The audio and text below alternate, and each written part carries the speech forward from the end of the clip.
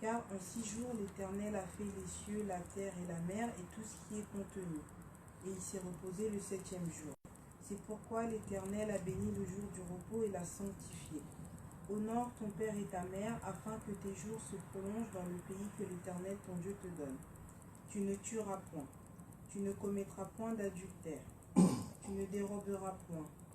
Tu ne porteras point de faux témoignages contre ton prochain. Tu ne convoiteras point la maison de ton prochain. Tu ne convoiteras point ton prochain, ni son serviteur, ni sa servante, ni ce qui appartiennent à ton prochain.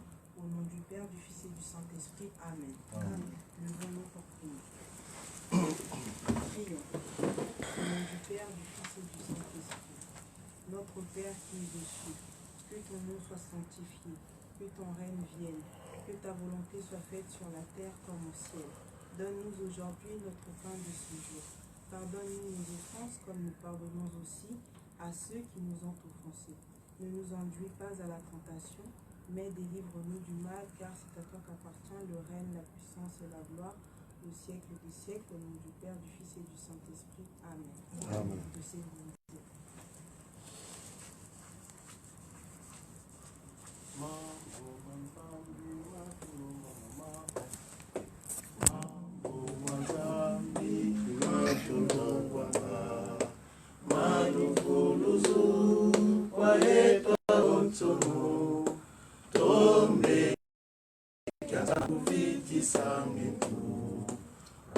Nzambi kutu etivwezoka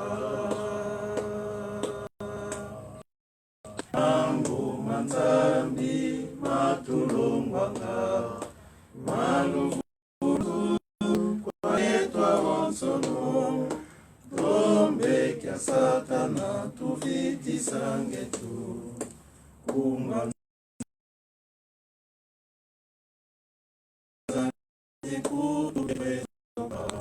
Ngemukwikizi okesange temo Zola kwa Nzambi songa kwa babo Uisonganga vonge ilanja Yesu Ye batanginina kwa babo nsono Nakomba tata mwana pe tata molimo sang. Ba jeune oye. Oye. Ba jeune oye. Oye. Ba jeune oye. Oye, oye, oye, espoir de l'église. Imbangismo oye. Oye. Imbangismo oye. Oye. Imbangismo oye. Oye, oye, oye, espoir du monde, église universelle. Oye. Kamba oye. Oye. Kamba oye. Oye, oye, oye, Yerusalem Idiampa, Likundanga, Tata Nzambi, Fumu Yesu, Ye Tata Mwana Belela. Oye. Tata Simu Kimbanganyoye. Oye. Tata Simu Kimbanganyoye. Oye, oye, oye, Papa Simo Kimbangu, Kani, Mwana Belela. Wazola, Walebizola, Kaka e kaka, yani kaka, yani kaka, yani kaka e. Oye. Paroisse pilote oye. Oye. Paroisse pilote oye. Oye, oye, oye, paroisse pilote de l'Europe. Voilà, tu commis dans la deuxième partie na biso ya kopesa ba communiquer na kopesa beauté na baza communiquer oso nyonso toyebi ezali kaka ete tokomi le 31 juillet. Donc totikali kaka na 3 jours avant tokota na molulu na biso ya le 4 août oyo ezali journée internationale ya bajeune kimbangiste nyonso ya mokili. Ezali événement moko spécial pour na biso bana ya tata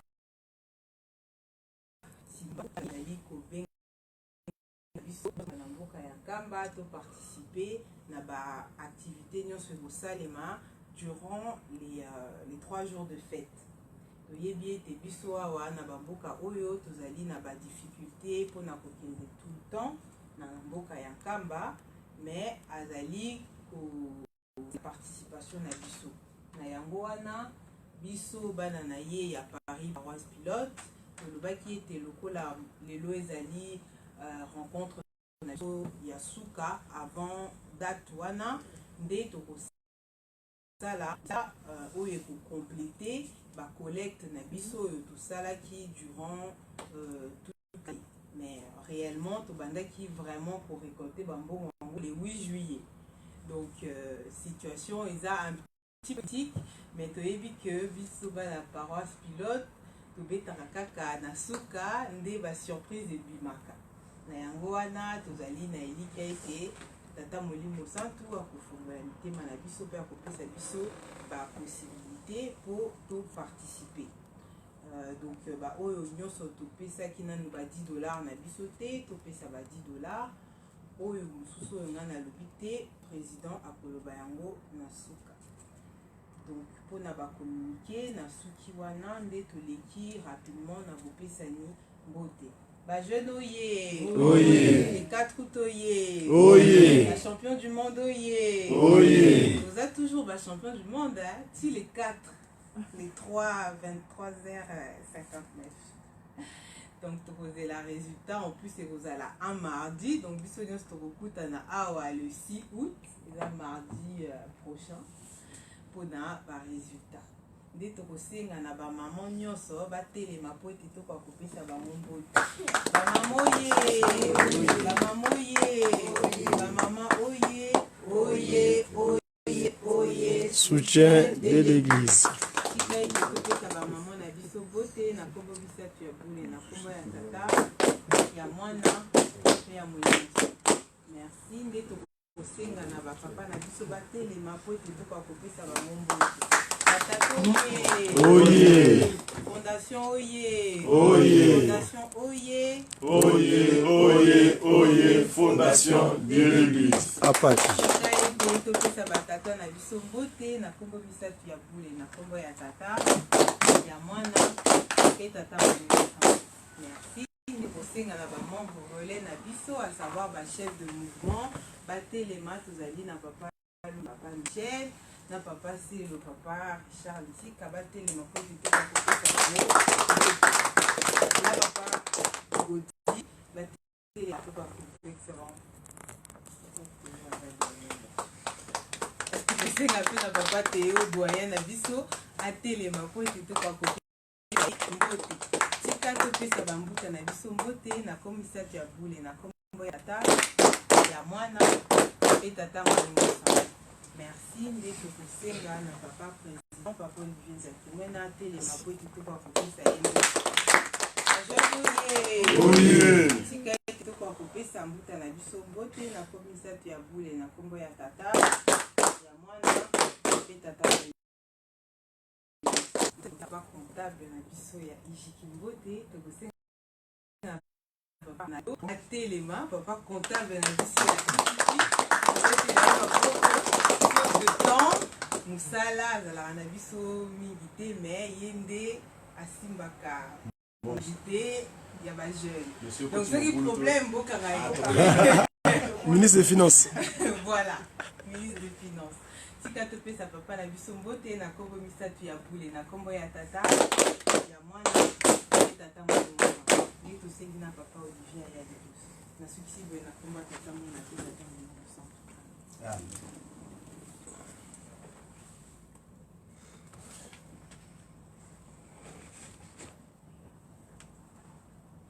Kobondia.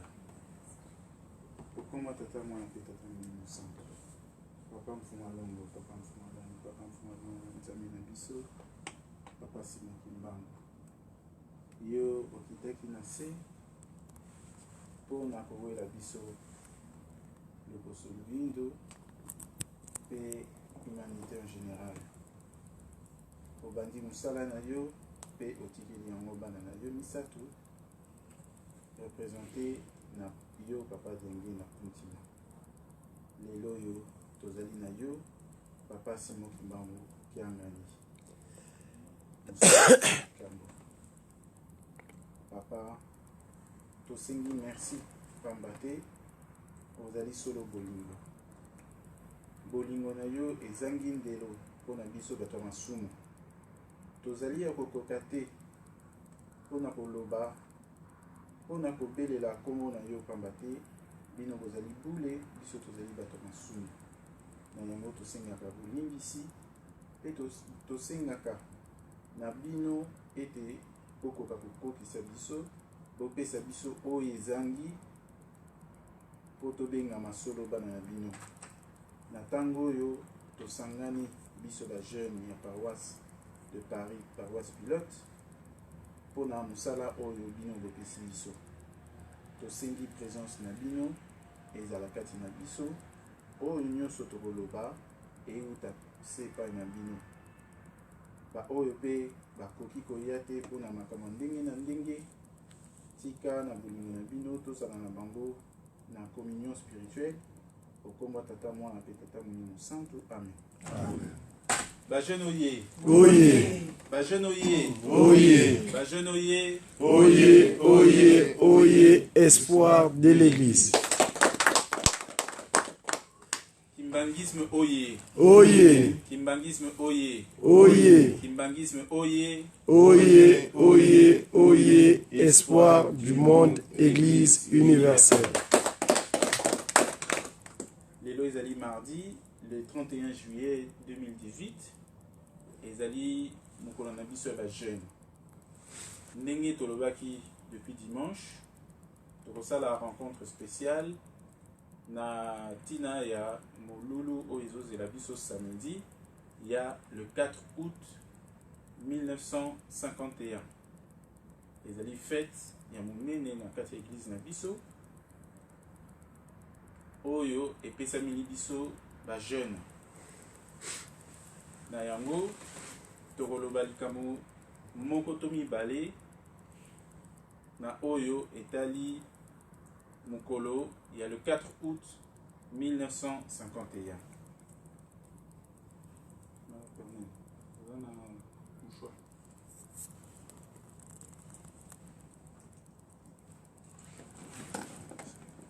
Likambo nini elekaki le 4 août 1951.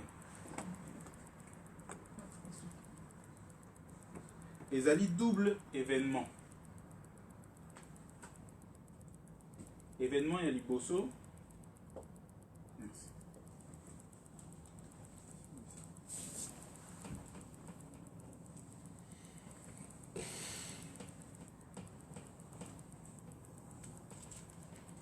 Événement ya liboso ezali vision ya Papa Diangenda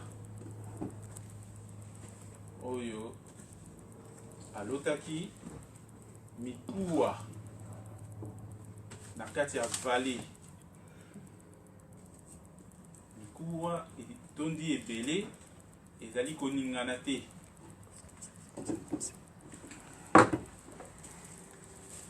Les os desséchés.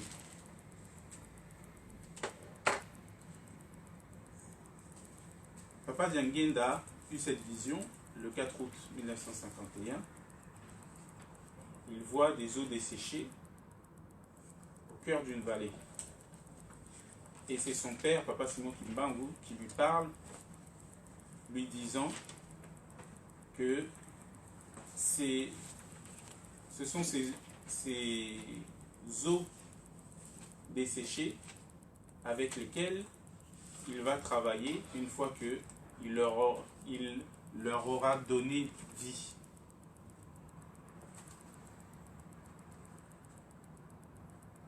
Papa Diangenda a eu donc ce jour-là la vision des jeunes avec qui il construira l'église. Et pour matérialiser ce qu'il a vu en rêve, il y a eu un deuxième événement ce jour-là, le 4 août 1951, à Kananga, alors que sa femme, maman Bibi, était partie à l'hôpital pour accouché, puisqu'elle était arrivée à terme de sa grossesse. On a appris à Papa Diangenda que sa femme a accouché. Seulement, lorsque sa femme a accouché, elle a fait une hémorragie et elle a perdu la vie. L'enfant est resté en vie, mais la femme, maman Bibi, a perdu la vie. Cet événement malheureux a été caché à Papa Diangenda. On lui a appris seulement le fait que maman Bibi a bien accouché d'une petite fille. Alors, quand Papa Diangenda se rendit à l'hôpital, c'est là qu'on lui a appris la nouvelle que l'enfant est bien né, il se porte bien, mais la maman n'a pas survécu à l'accouchement. Alors, à ce moment-là, Papa Diangenda a demandé à pouvoir voir sa femme, qui était donc dans l'état d'une personne morte. Et lorsque il se retrouvit seul dans la chambre avec maman Bibi, il intercéda son père et il rendit la vie à maman Bibi. À la grande surprise de tout le personnel soignant, il sortit de l'hôpital accompagné de sa femme qui était à nouveau vivante et de l'enfant. Qu'est-ce qu'on peut tirer de ça? Nous les jeunes, nous sommes confrontés à beaucoup de tentations et à beaucoup de doutes.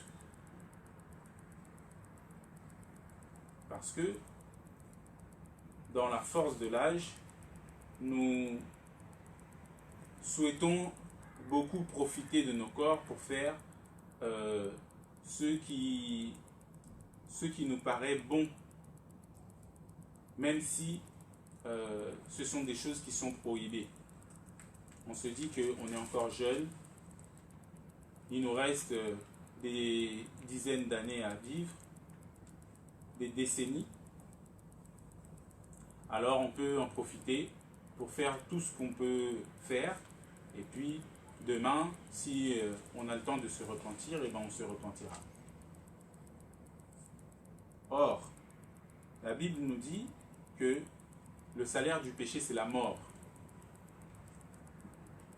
Le salaire du péché, c'est la mort. Donc, une fois qu'on pêche, spirituellement parlant, on est mort.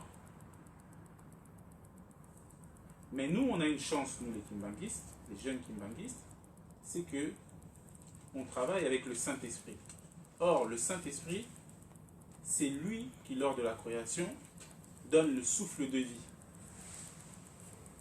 C'est lui qui anime nos corps. C'est lui qui nous donne vie.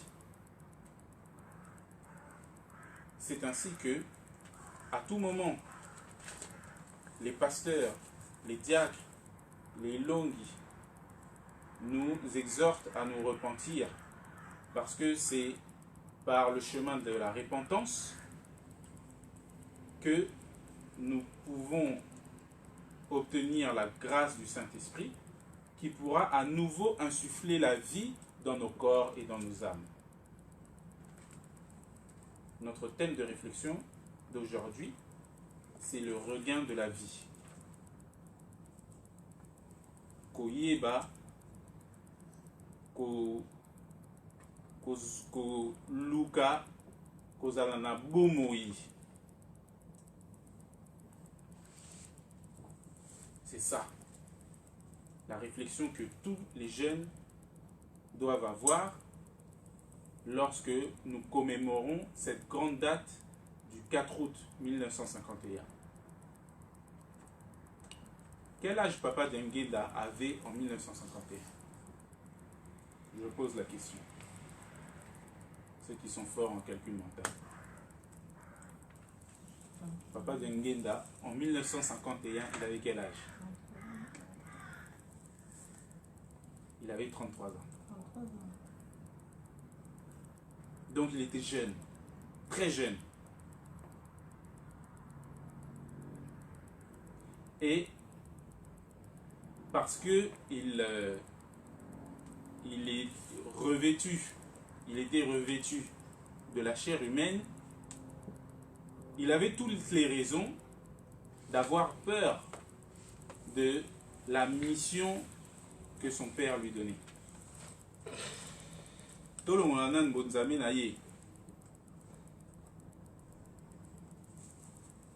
Papa Denguenda avait toutes les raisons puisque Yazaki Mwanasuka, c'était le dernier de la fratrie. Il avait toutes les raisons de se dire que ah non, moi, la façon dont mon père a souffert en prison pendant 30 ans, aller en relégation, faire partir tous ces gens-là en relégation, tous ces fidèles, ah, moi je ne peux pas suivre ce modèle-là. Il avait toutes les raisons de le faire. Tout comme aujourd'hui, nous, on se dit, ah bon, les responsabilités là de l'église, ah, c'est pas pour nous, on laisse ça pour nos parents. Moi, j'arriverai pas à ces histoires-là. Il avait 33 ans et il a pris ses responsabilités en main. Et nous, qu'est-ce qu'on peut dire? Qu'est-ce qu'on peut dire? Qu'est-ce qu'on peut donner comme raison que Papa Denguenda ne pouvait pas donner? Il n'y en a aucune. Il n'y en a aucune. On porte une responsabilité, nous, les jeunes kimbandistes.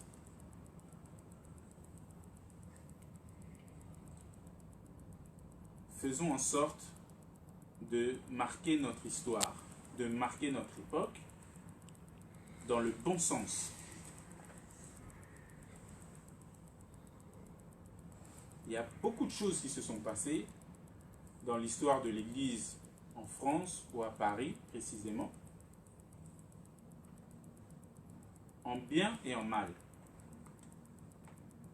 Aujourd'hui, c'est notre tour à nous de montrer que on prend nos responsabilités, on prend les choses en main. Mais marquons notre histoire dans le bon sens, en ayant le sens de responsabilité, comme Papa Denguenda l'avait, en ayant le souci des autres, comme Papa Denguenda l'avait, en ayant l'amour sincère, comme Papa Denguenda l'avait, en ayant de la rigueur sur le comportement, comme Papa Denguenda l'avait, en ayant l'abnégation, la force de construire l'Église, comme Papa Denguenda l'avait. Le 4 août, c'est un double événement caractérisé par la vision des os desséchés et le regain de la vie de Maman Chrissy.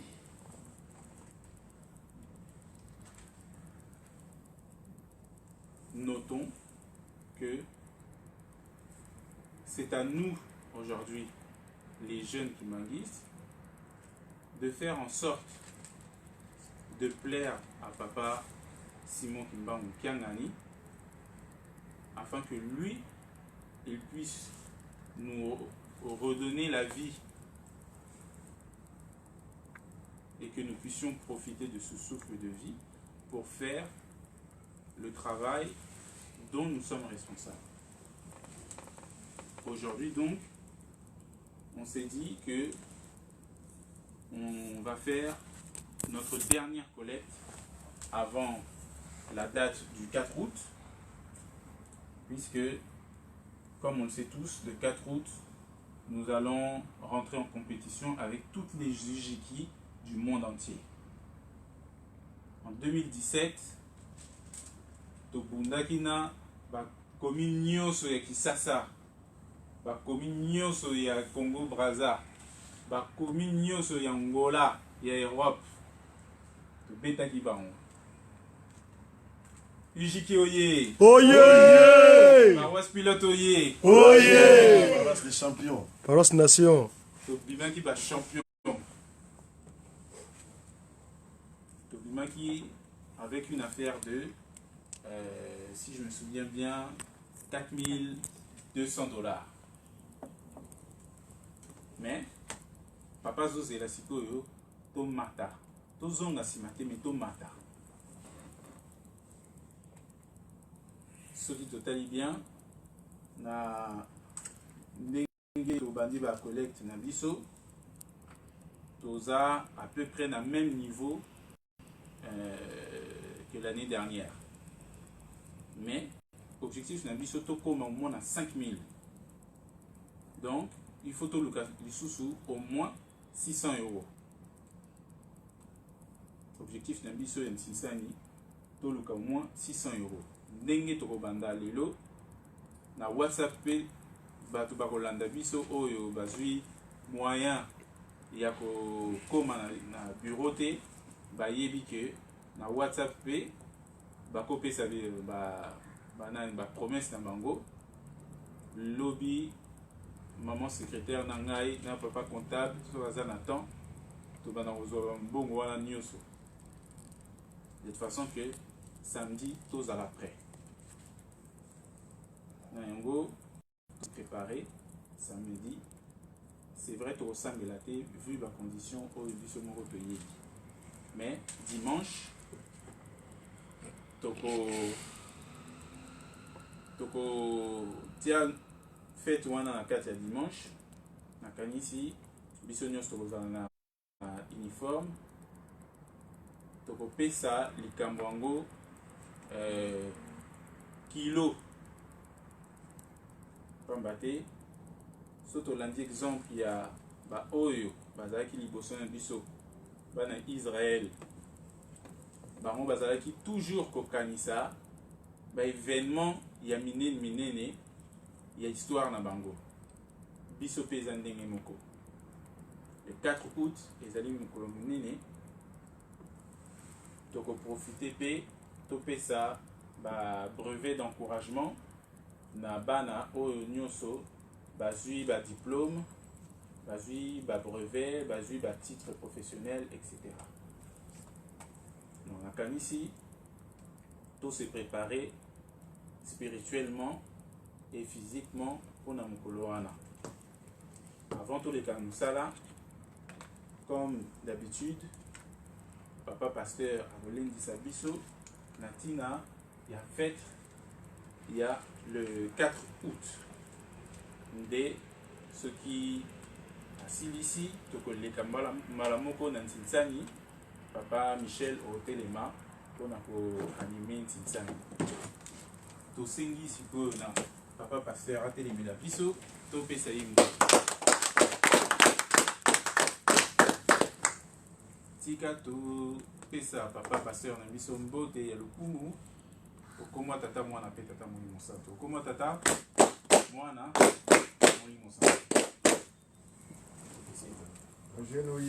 Oye!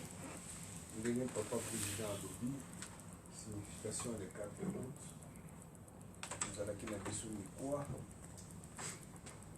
oyo mikwa yango ewutaki wapi okotuna question mpona nini mikwa yango ewutaki wapi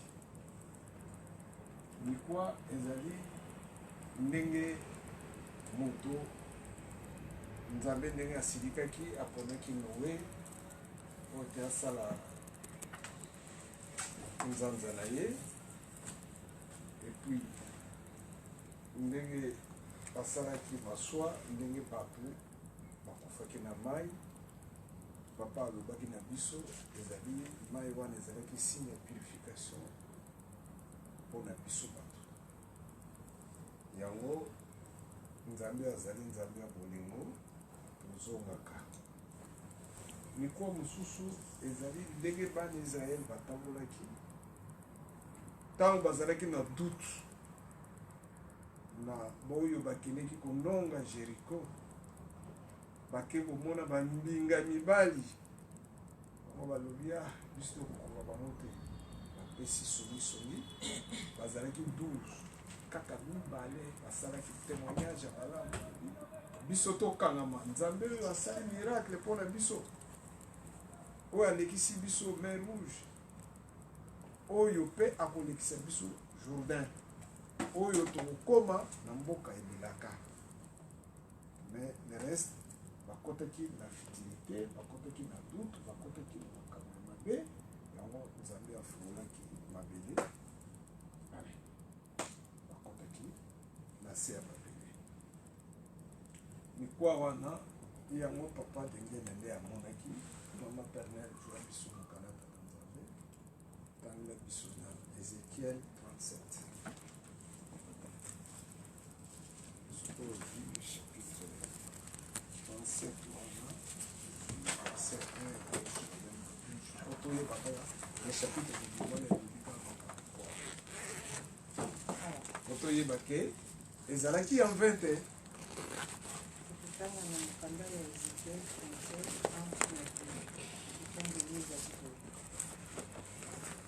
La main de l'Éternel fut sur moi, et l'Éternel me transporta en esprit, et me déposa dans le milieu d'une vallée remplie d'ossements. Il me fit passer auprès d'eux tout autour, et voici, ils étaient fort nombreux à la surface de la vallée, et ils étaient complètement secs.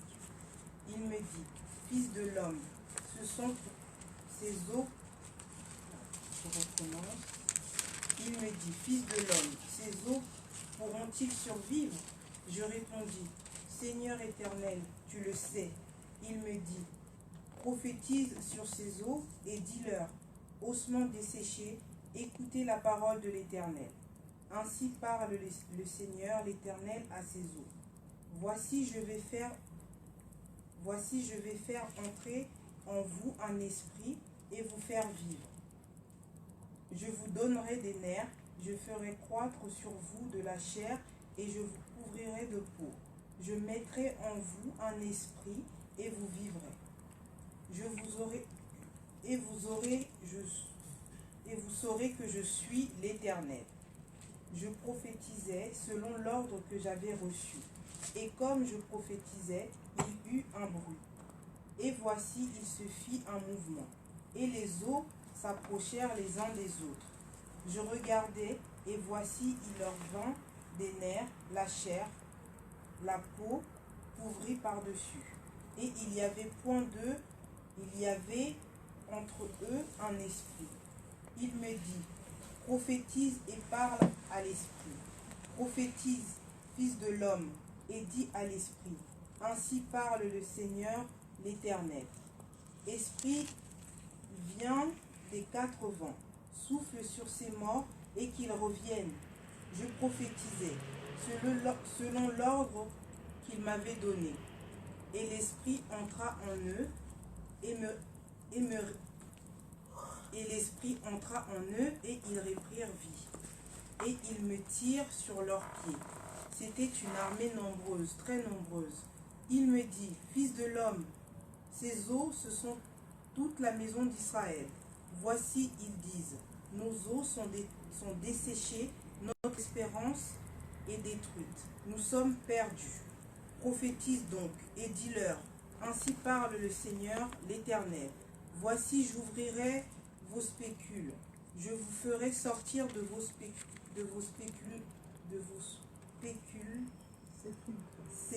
Sépulcre. Au nom, ô mon peuple, je vous ramènerai dans le pays d'Israël. Ok.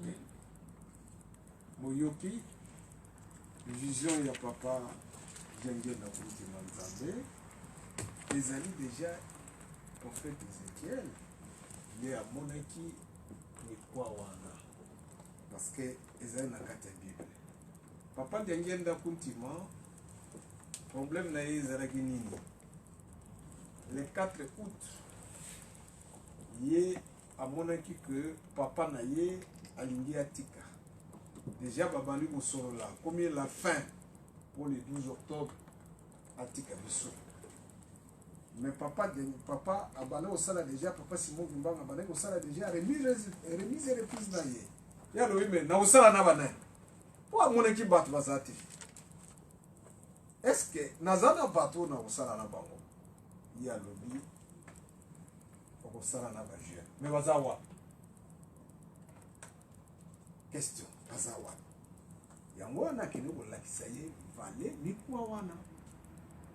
Yango balobaka biso tozalaki na biso mikwa omoni ndenge histoire ezali biso banso oyo tobotami na nsima ya vision wana tozalaki mikwa, c'est-à-dire nzambe azwi biso papa Diangenda ye moko apesi souffle oke kobotama po oya na lingombo oyo po salela ye. On peut bien. Donc, voilà tout ça qui déjà purifié. Masiba pesibiso oyo ekoki po ete tozonga. Yango wana topesaka merci. Tosanjolaka ye. Tokumisaka ye.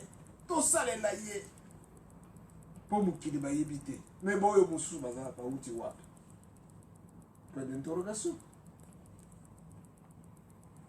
Biso nde mikwa ya boneki oyo tokosalela ye oyo tozosalela ye otonga lingomba ya molimo santo banda le 4 août bato nyonso babotami banda date wana biso oyo ndenge tobotami banso tozalaki na biso mikwa parce que yango ndenge papa président ayebisi biso événement wana eza na biso victoire na biso grâce nini okopesa papa Diangenda Kuntima namoni kaka mikwa azongisi biso directement. Donc ebandaki ko se transformer ndenge tokomaki na vallée tokomi ba jeune mikwa et se transformer ekomi misuni ndenge boyoki na topesi chapitre wana na Ézéchiel chapitre 37 kobosanaka chapitre wana tozalaki mikwa babengaka tozalaki mikwa Ézéchiel amonaki biso tozalaki na biso mikwa yango ekopesa biso vraiment limemia ya kosalela ye batata bamama nga nakendeki na nzela ya oyo babengi Mandombe. alobi pourquoi nakenzi oyo. C'est vrai, c'était une expérience pour Nayebale. Nabano pour le président du collège. Qu'est-ce qu'il y a ici? Non, on a fait une action beaucoup, Ndegeni les Ali, et puis Mandombe, tout ça. Histoire des Ali, papa Simon Kiba, Oyo Boyo, Matuka Misato. Nana Kanisaka, Matuka Misato, sur les Ali Ndegeni. Non, Matuka Misato, ils ont Mboka Misato. Kamba, Boko, na Mbanza Congo. Ah, c'est vrai ça. Ayebisi ngai ezali mboka wana misato. Donc kuna na Angola ezali Mbanza Congo, na RDC ezali Nkamba, na Congo Brazzaville ezali Boko. C'est pourquoi ndako nzambe ya liboso papa Diangenda na kati église na biso atongaki na Boko. Ça c'est Bubu. Voilà. Yango wana il faut boyer baka histoire. Et pourquoi Natuni alobi nzambe asalaki kaka mokili Congo kaka wapi, c'est-à-dire ndenge totabwana na nani na bakongo misato nzambe mboka asalaki kaka yango wapi, mabele asalaki kaka yango wapi. Alobi ebongo le reste d'Afrique ndenge tokoreki ayebaka eyaki après mabelo ili asalaka yango wana. Mais déluge ezalaki kaka na babele na biso. Ce n'était pas hier. Ba expliquer na tozokende na ba musicien full. Le président du collège expliquer na. Kaka mabele kaka yango déluge ezalaki awa. Mais ba voilà misato banzambe ndenge kaka bakangamaki boye bango misato ba panzi mai basali boye mouvement 3 fois. Na kombo tata ya mwana pe tata molimo sampale mai sopani kei ndenge ebani okauka na bele bakobima komoni kontina susu ndenge bikotani. C'est vrai batata ntango na mati koba wana alakisi bamakamba mpo papa Simon Kimbangu banoya na nzela wana po azokenda buku. Papa mfuma mbanza ndenge moko Papa Simon Kimbangu kianga n'était interdit au katsaka na beach Ngobela. Ye moko tana komi ah papa pasteur omoni pasi hein? Ah sacrifice au sali hein? Ah lobi papa pasi na moni ndenge wana ngana yibite ya lobi nzela na bano kende ya wana ubano kende ndenge alobite mokolo mususu papa de ngena nazali na Brazzaville alobi rolanda ngai na komi na beach na katisi na beach na Kinshasa ndenge toyebi beach Ngobela na komi na plateau de 15 ans esika papa atuni ngai oyaki nzela ni nalobi ah na katisi na bapi na bato ya lobi te nzela na yo yango wana te zonga na nzela wa ya Mandombe oya kurejoindre na yawa nzela na yo yango wana azonga aye nkamba azwi makolo akiti bangomba wana ndenge ayaki kurejoindre papa alobi wana nzela na yo te yango wana tozali plein na histoire na biso oyo nzambe akolinga yango wana yango nasengaki ye permission papa nazokoma Kinshasa parce natala bana natika bango ça fait 5 ans fona monana na bango yo permettre ngai nazala histoire na yo te okenda nzela wana mais nazala ndenge mosusu aseki alobi bon na permettre yo mpo okende Kinshasa okende okatana na Ngobela ena bichi problème eza te ezali na biso likambo moko monene totia monene na likambo na biso papa président nga namoni 5 000 ezosima na moto te parce que bato wana bazokanela biso mawa kimba biso oye oyebi dimanche mama asambelaki na centre alors mama asambeli na centre mais na omeli na ye kende ah alobi bino RDC paroisse na ngai Saint-Ouen nayebi te ndenge kosala bino prochainement na solo tobimaki 2e mai okobeta bino prochainement bino RDC bakiye makasi alobi paroisse wana eza makasi sikoyo ndenge mama ake kosala bino bokozala ndenge nayebi te bana bacommune bazolobaka yejiki ezoya mongutoko président 5 000 nalobi fokozala Bagenoye. oye 7 000 nayebi te même place akodefa odefa parce que tokokweyisa bendele te nani wana bendele wana jamais c'est-à-dire il faut tozala conséquent même 7 000 Bagenoye. oye Ah bah t'es biso. Si bazongisi biso pema. Donc tout ça na pema awa. Balobi 5 000 eza muke. Pour bato nyonso ya Kisasa bazokanela biso. Monde entier. Effectivement. Awa toza boye soki totangi ba paroisse ya makasi ya Kisasa. ngaliema Ngaliema liboso. bumbu Bumbu. Kimba Matete. Kimbangu muna nseke Kimbansege. njili Mais ba oyo penza bazali bapasteur ke na bango batelemi na ba passer na bango te ba oyo penza bazobangisa na Kisasa na minute ezali ngaliema bango balobi a biso Baza na toza na ba- ba conseiller tozana conseiller Papa Zako, tozana Ongo Kiadi, Ongo Kiadi. Ongo Kiadi. Kwa Kiadi. Bon biso tozana conseiller te. Moya monene. Ngudie longo. Donc, ezali bitumba ya ba paroisse, ezali susu bitumba ya ba conseiller. Tala makala.